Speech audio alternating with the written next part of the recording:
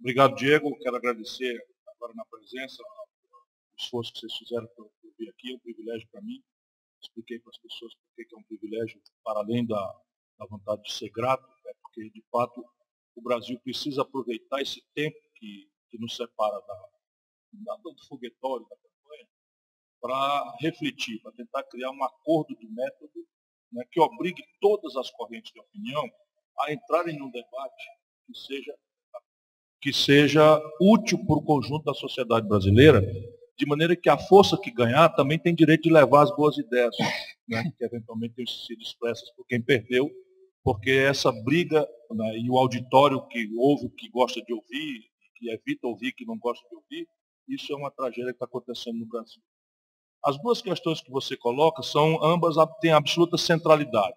Eu tinha mencionado aqui, não sei que hora você chegou, mas assim, parece que existe uma premissa do êxito civilizatório por detrás da Babel institucional que organiza as nações do mundo. Com milhões de línguas, milhões de histórias, milhões de institucionalidades, nenhuma delas é transplantável para nós. Mas o meu esforço acadêmico fora era para tentar responder uma pergunta. Será que há um paradigma ou há uma premissa que esteja por detrás dessa confusão toda que distingue as nações? Será que há um traço comum que explique o êxito civilizatório ou a ausência desse traço explica o fracasso? E eu tenho para mim, para discutir, que sim, que são três os elementos centrais comuns a todos os esforços civilizatórios de êxito na história da humanidade e na atual geografia contemporânea, por exemplo, olhando o experimento chinês, sul-coreano, mais recentes.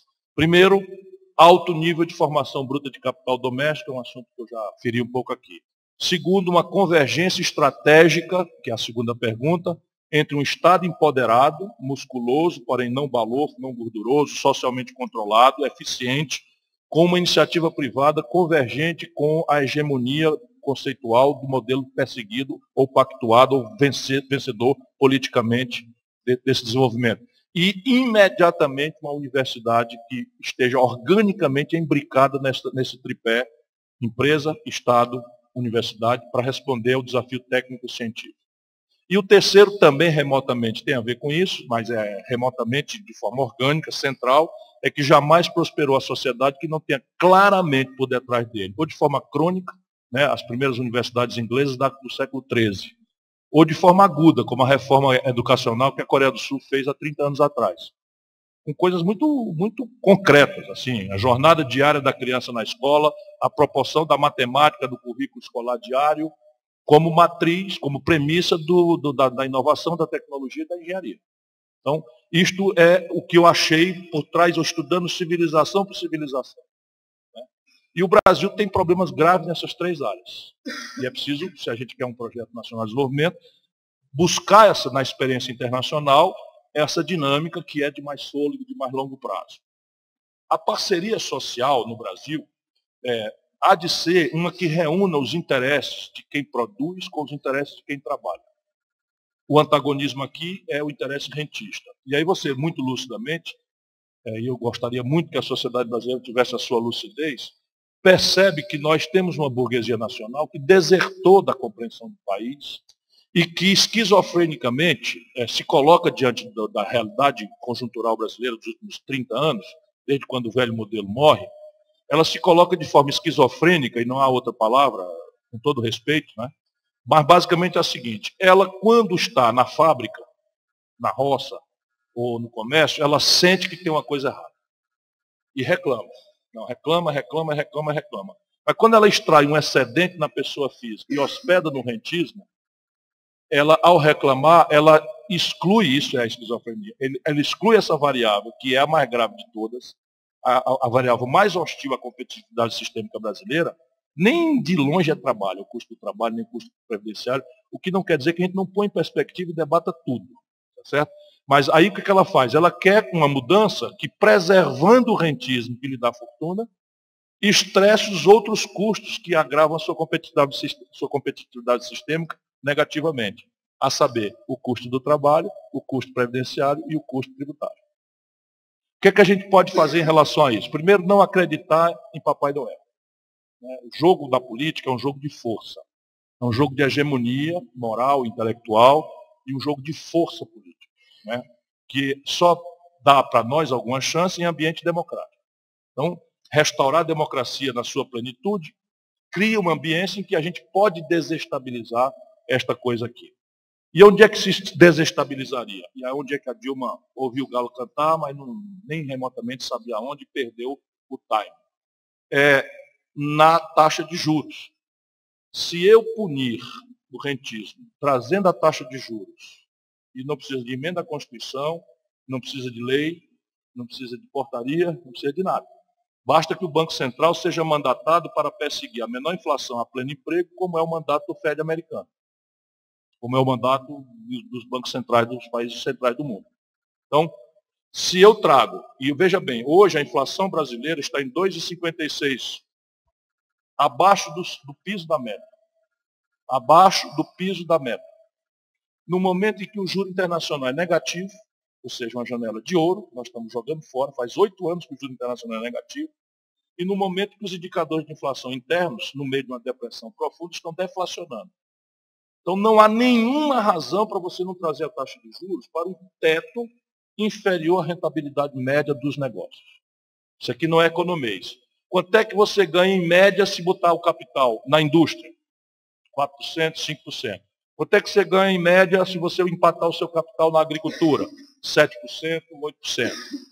E a agricultura, não por acaso, é que vai muito bem, obrigado, porque nós subsidiamos os juros. E ela vai muito bem, obrigado. Os outros, a gente tentava subsidiar via TJLP, também esses canais estão destruindo. Já acabaram com a TJLP, que foi criada por mim quando eu era presidente do Camafran, que era uma taxa de juros para o investimento de longo prazo, diferente dessa do juro, que é para dissuadir a Casa Bahia de vender a crédito, etc, etc. Ainda lembrando que o Manuel de Chicago não sabe o que é a Casa Bahia, nem o Ricardo Eletro. Então, se eu trago a taxa de juros com um teto inferior à rentabilidade média dos negócios, eu começo a ter um efeito dissuasório orgânico para dissociar o capital do rentismo e trazê-lo à rentabilidade maior dos negócios da economia real. E aí alguns motores têm que ser ligados, e eles não serão ligados pelo espontaneísmo individual do mercado. O primeiro grande motor, agora já, porque não tem insumo importado, porque é modular o investimento, porque corresponde a um bem que tem transcendental importância na cidadania, que é a moradia popular. Então, você detonar agora, em direção a emprego, né? Você detonar a indústria da construção civil, turbiná-la, né? Imediatamente. Agora, mandar bala. Mandar bala, fazer, e tem que fazer aí. 10 milhões, 5 milhões, 7 milhões, não sei. Mas é começar agora com 1 milhão de casas, 2 milhões de casas, 5 milhões de casas e danar o pé fazer.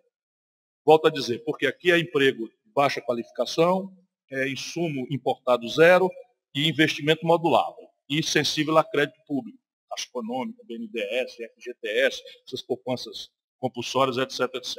Mas, em seguida, você tem que, de novo, turbinar via Estado, mas não precisa ser o Estado, ele próprio empresário, mas o mercado sozinho jamais fará isso, porque o que o mercado sozinho está fazendo é desindustrializar o Brasil. Nós estamos nos desindustrializando de forma acelerada. Isso é uma coisa absolutamente chocante. E não dá para pagar, acreditem nisso, não dá para pagar o nosso modo moderno de consumo e de vivência com soja, petróleo bruto, milho e minério de ferro. Não paga eletroeletrônico, informática, novos materiais, química fina, sofisticada. Então, isso não paga. Então, ou a gente monta um processo de reversão do aparato industrial. E aí o Brasil é tão caricato que, apesar de termos uma agenda do século XXI, que já não é mais a indústria que vai responder ao nosso drama de futuro, mas nós temos uma agenda não praticada do século XX, que está na nossa cara nos desafiando para fora das interdições. Desculpa eu ser muito longo aqui, mas é a qualidade da pergunta. Então, primeiro, complexo industrial do petróleo, gás e bioenergia. Qual é a lógica de um país como o nosso exportar petróleo bruto barato e importar derivado refinado? Sem se falar que na ponta da capacidade de autonomizada de refino, nós estamos falando de uma indústria 4.0, de polímeros, novos materiais, enfim, uma coisa absolutamente sofisticada. Segundo, o complexo industrial do agronegócio. Qual é a lógica da agropecuária mais agressivamente competitiva do mundo importar do estrangeiro, como faz hoje, 40% dos seus custos de produção? Não tem uma fábrica brasileira de agrotóxico, As pequenas fábricas da Petrobras de fertilizantes estão aí sendo acossadas para serem vendidas, para ser fechada. Eles estão comprando, as multinacionais estão comprando coisas aqui no Brasil e fecham, porque é um oligopólio e aqui eles reinam no suborno da Anvisa, etc, etc, etc. Ou seja, caricaturas que dá para a gente remover sem maiores complexidades ainda institucionais. Terceiro, complexo industrial da saúde. Esse ano a União Federal, com essa crise toda, vai comprar do estrangeiro 17 bilhões de dólares do complexo industrial da saúde.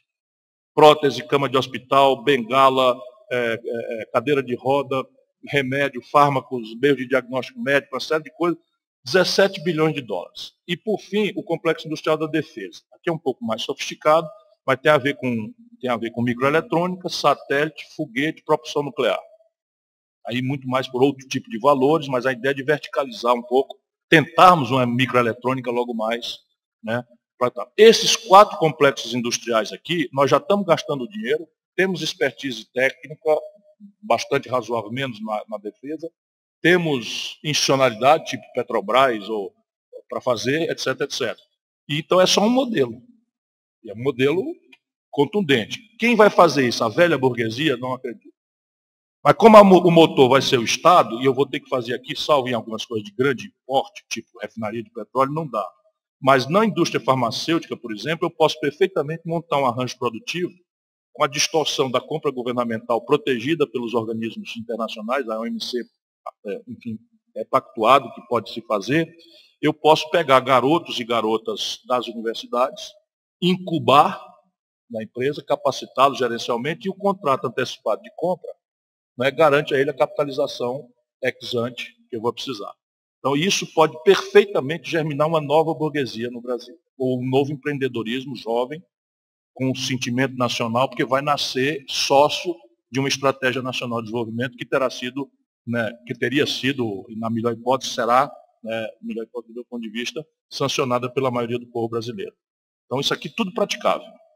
Eu já fiz coisa parecida muitos anos atrás. Só dou um exemplo prático assim, o Ceará era 100% importador de mobiliário escolar. 100%. Nós não temos madeira, portanto não tínhamos tradição de móveis. Ora, mas madeira é o baixo valor agregado, o móvel é o valor agregado alto. Então o Ceará comprava 100% das carteiras dos estudantes do Paraná. O que eu fiz? Peguei uma carteira, fiz engenharia reversa com o Sebrae. Desmontamos a carteira, copiamos as peças e eu botei o dedo no mapa assim, do estado, achei o lugar do menor IDH que chamava São João do Aruaru, no distrito de Morada Nova, no Vale do Jaguaribe, e nós montamos lá, com o apoio do Sebrae, uma associação de moveleiros, nem empresa era, e começamos a fazer ali. Hoje o Ceará é o suficiente em movelaria e exportador. Evidentemente que isso é um rudimento muito simples, mas também o Brasil é muito mais capaz, tem atores muito mais capazes do que o matuto do meu interior lá do Ceará.